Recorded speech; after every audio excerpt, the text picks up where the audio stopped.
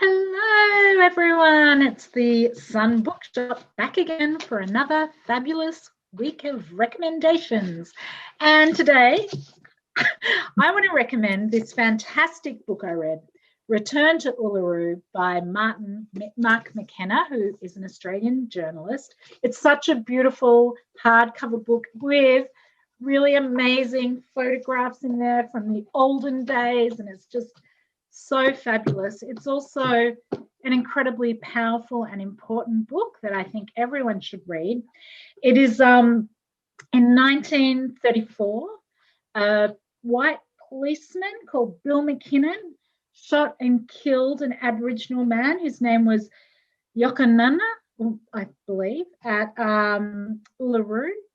And it's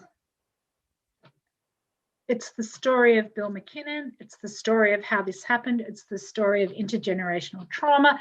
It is fantastic. I'm just going to read this little bit because they say it better than I do in my rabbiting on way.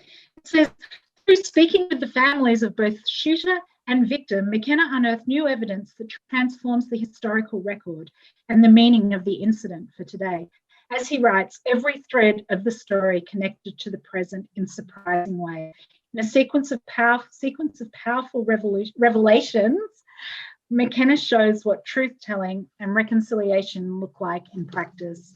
And I just think this is an amazing book. And I think everyone should run out and get it, or borrow it from a friend, or just read it, okay?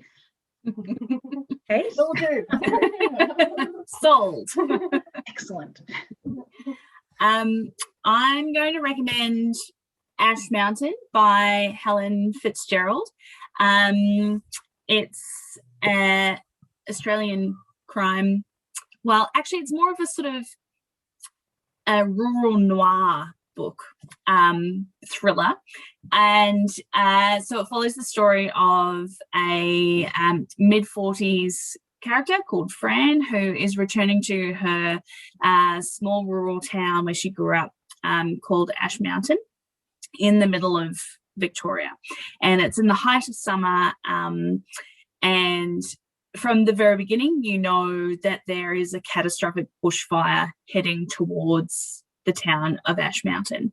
And the story then sort of, once you get past the day of the fire, the story then skips between several different time periods.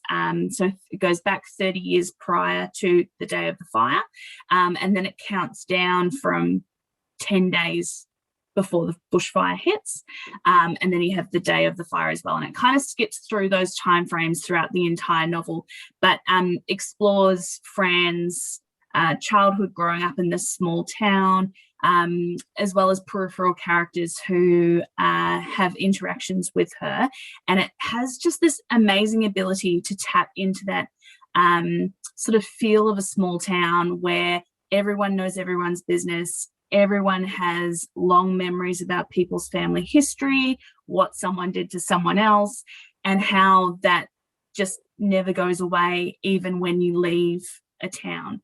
So she's gone back to this town to look after her father after he suffered a stroke, and her oldest son and young daughter are also there with her. So it's kind of this there's this real sense of impending doom, because you know that this bushfire is about to hit this town, but you also get this background of all of these really actually traumatic and devastating things that happened to Fran living in this town, and why she had to escape and move away to Melbourne. It's great.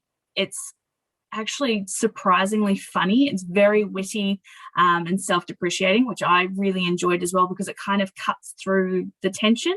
Yeah, I really recommend it. It's very visual to read as well.